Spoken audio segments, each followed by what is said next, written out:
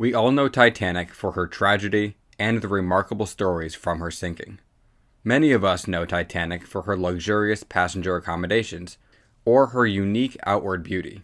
But what about her performance as a ship?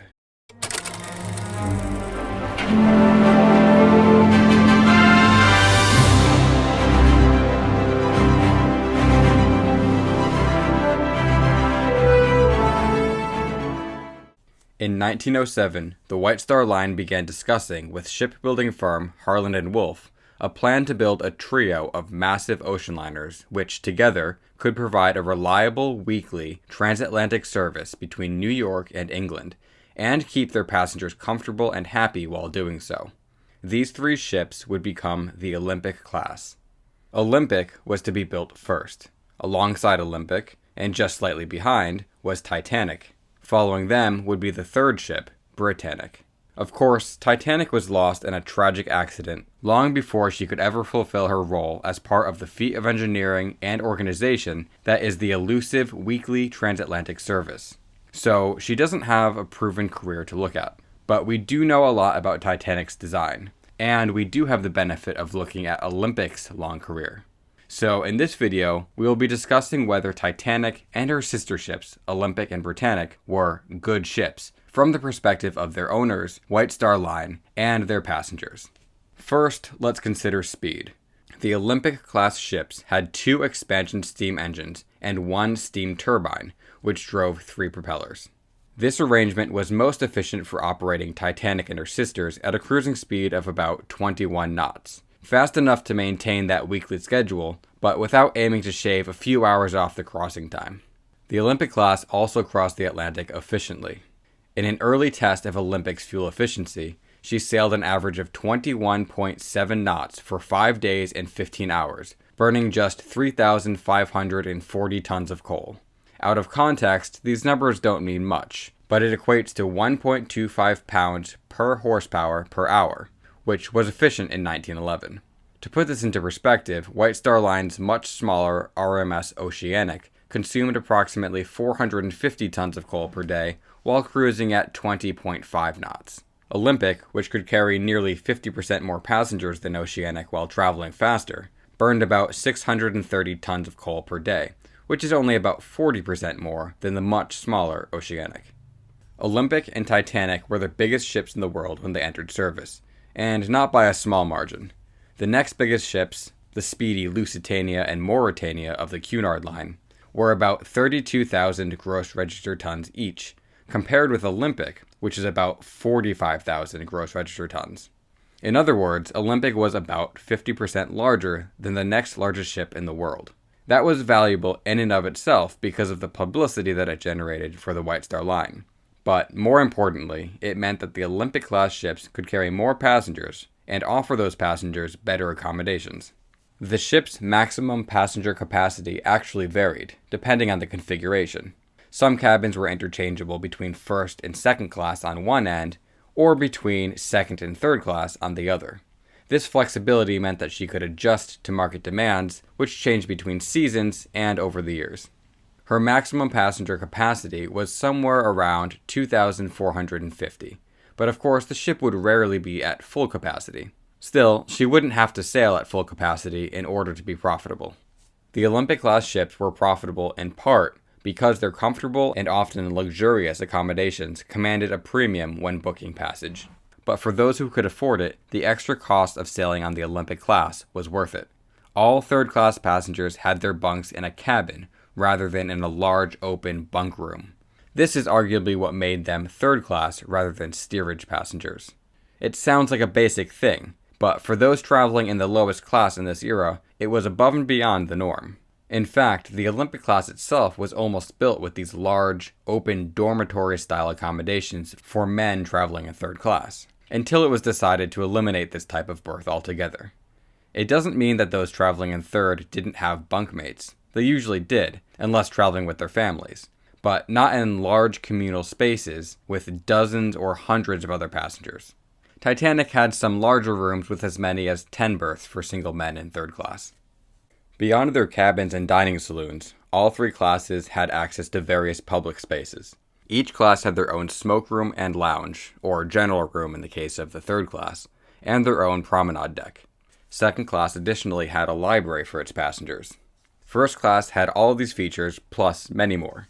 In first class, there was also a reading and writing room, primarily used by ladies, an a la carte restaurant, in addition to the main dining saloon, the airy veranda cafe, a gymnasium, a swimming pool, a Turkish bath, and even a squash racket court.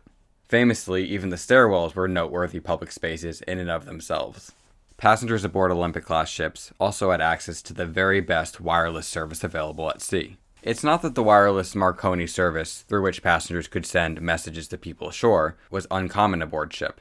In fact, most passenger liners by the time of Olympic and Titanic had Marconi. It's that the power of the Marconi on the Olympic-class ships was so impressive and had a much longer range than was typical.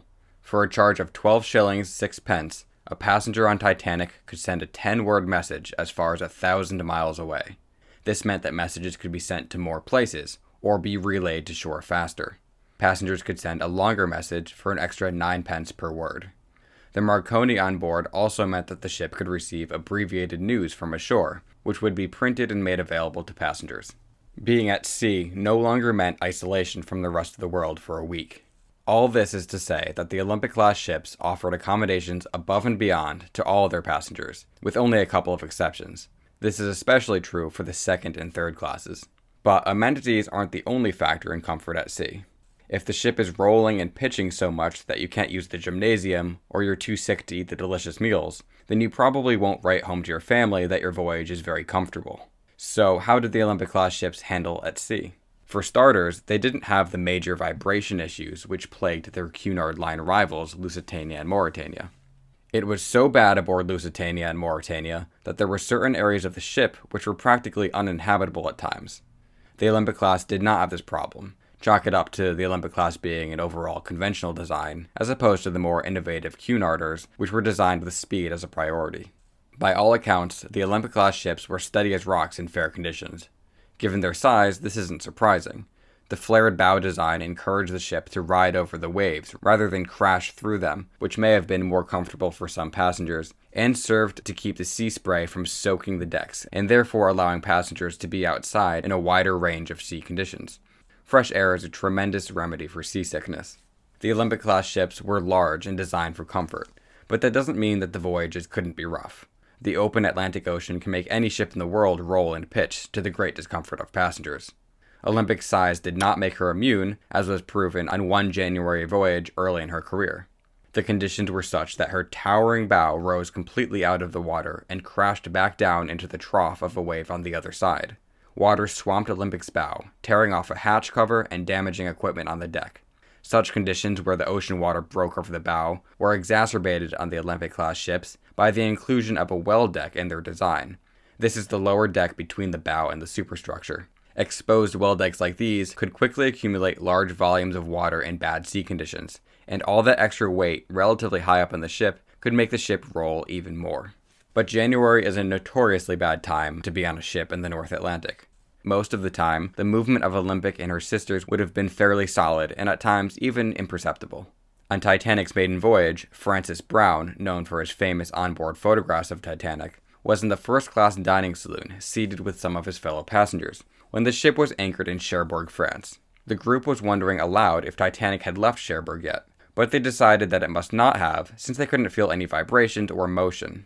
But one of the stewards who had overheard the conversation informed them that Titanic had in fact departed Cherbourg and was already transiting the English Channel on their way to Ireland. So the Olympic-class ships were, for their time, efficient, luxurious, and fast enough to maintain a weekly 3-ship service across the Atlantic. So what else do we need to consider when deciding if the Olympic-class were good ships? Let's talk about safety next. First, I must acknowledge the obvious. Titanic sank during peacetime with massive human loss. But the truth is, such an accident could have happened to any big ship of that era. The tragedy can largely be blamed on outdated customs and regulations of the time, rather than on any one particular ship. With that out of the way, the Olympic class were quite safe ships by early 20th century standards. Olympic was not the first ship to implement watertight compartments, not by a long shot, but Olympic and her sisters had watertight compartment subdivision, which was more than sufficient to keep the ship afloat in many common types of accidents at sea. Olympic and Titanic could survive the breaching of any 2 watertight compartments. Even more impressive, they could survive the flooding of their aftermost 3 compartments, or the flooding of their forwardmost 4 compartments. For instance, the Olympic class could likely survive being T-boned by another ship. This was, unfortunately, a fairly common type of accident. If the ship was T-boned by another ship, the Olympic class would most likely survive, unless somehow more than 2 of her compartments were breached, which, given the size of the compartments, would be fairly unlikely. An Olympic-class ship could also survive many scenarios where it collided head-on with another ship. Since the first 4 compartments of an Olympic-class ship could be flooded without sinking, it would probably survive. We actually have real-world evidence of this. Olympic, while serving as a troop transport ship in World War I, collided intentionally with a German U-boat, head-on and sinking it. Olympic continued her voyage with minimal damage. Later in her career, Olympic also collided head-on with a Nantucket lightship, this time unintentionally, of course, sinking the lightship and also suffering only minor damage. These incidents involved relatively small vessels, but they did illustrate the point of the Olympic class's ability to withstand various types of accidents, especially since most ships of her era were significantly smaller than the Olympic class. To be clear, this is not to say that the Titanic would have survived a head-on collision with the iceberg. Compared to a ship, a large iceberg is effectively an immovable object and would cause much more damage. Without watertight doors, the bulkheads which constituted the watertight compartments would be extremely impractical and impenetrable barriers. The Olympic class's watertight doors were safer than those of many of their peers. The watertight doors could be closed with switches from the bridge and did not rely on crew to manually close them, although they could be closed manually as well. The doors lower down in the ship also had float-activated mechanisms so that they could be closed automatically once the flooding reached a certain level. This is important because it was not always possible for crew to close the watertight doors manually, depending on how quickly the compartment was flooding. Such a scenario is what led to the demise of Empress of Ireland, an ocean liner which also had watertight compartments. Empress of Ireland was built only a few years before Olympic and Titanic, but the Olympic-class ships were a step up in terms of safety due to the multiple methods of closing the doors. The Olympic class had another similar feature, a double bottom. This was essentially empty space between the keel plate, which is the very bottom of the ship, and the tank top of the keel. If the ship ran aground and the outer skin of the double bottom was pierced, the water would be contained to the double bottom area, allowing the ship to remain afloat. Unfortunately, on Olympic and Titanic, the double bottom did not extend up the side of the ships to form a double hull. But Britannic, the third ship in the trio, benefited from her later construction. Britannic's design was modified to include a double hull, in much the same vein as the double bottom. Such a design might have saved her older sister, Titanic. Maneuverability is another important aspect of ship safety. Fortunately, because the sea trials of the Olympic-class ships were well documented, we have some hard numbers as to their performance. During the sea trials, the ships underwent fairly extreme tests. For instance, in a full stop test of Titanic, the ship was cruising at 18 knots when her engines were reversed and her helm kept amidships to reduce drag. Titanic came to a complete stop in just 3,000 feet, which was just over 3 times her own length. An impressive performance for such a large ship moving at high speed. So, were the Olympic-class liners good ships? Well, from the perspective of their owners, the White Star Line, absolutely they were. The Olympic-class ships were a strategic triumph. They fulfilled White Star's aim of prioritizing comfort, reliability, and efficient weekly transatlantic service between New York and Southampton. Or at least they could have, had the 3 ships survived. From a passenger perspective, the Olympic-class ships redefined what ocean travel could feel like. They offered a significant step up in terms of comfort, especially in second and third classes, where passengers often experience conditions better than those offered in higher classes on other ships. The most significant drawback of the Olympic-class ships for passengers and owners alike is the lack of sufficient private bath and lavatory facilities. The Olympic class was conceived just before the standards for these fundamental amenities became higher. The issue was partially remedied on the last ship of the class, Britannic, which was completed a few years after her older sisters. The Olympic-class ships were safe and had good sea-keeping abilities for their time. These are factors which don't take center stage to either the ship's owners or their passengers until the unthinkable happens. But Olympic, Titanic, and Britannic were built for and existed in a time when it was much more dangerous to go to sea. It's unfortunate, but White Star Line's Grand Olympic-class trio never did establish its 3-ship weekly transatlantic service. But this is largely a matter of unfortunate circumstances, and the Olympic class, had it survived intact for long enough, might have been a highly profitable asset for White Star Line. and a dependable and attractive service to hundreds of thousands of passengers. Speaking of the Olympic class, if you want to know more about shipboard life as a second-class passenger aboard Titanic, check out this video on your screen now.